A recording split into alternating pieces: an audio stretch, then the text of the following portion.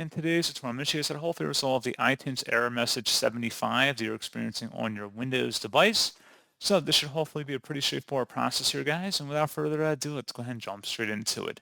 The main thing I'd recommend doing would be to check your antivirus and make sure that it's not blocking any iTunes services or processes.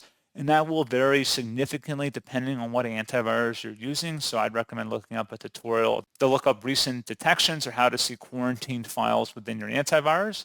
And then I would set up an exclusion within that antivirus to allow for the iTunes folder and the subfolders and directories in order to not be detected, because that's certainly a potential reason for this error. Something else we can try here too would be to open up the search menu and type in programs. Best result should come back with add or remove programs. Go ahead and select that. And then you want to search in the search apps field at the top for iTunes. Best result should come back with iTunes. Select the three-dot icon next to it and then select modify.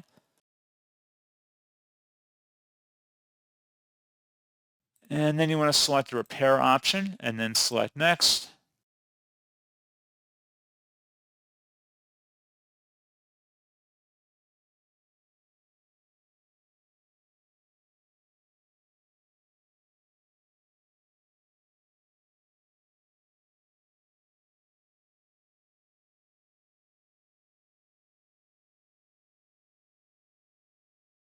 And select yes.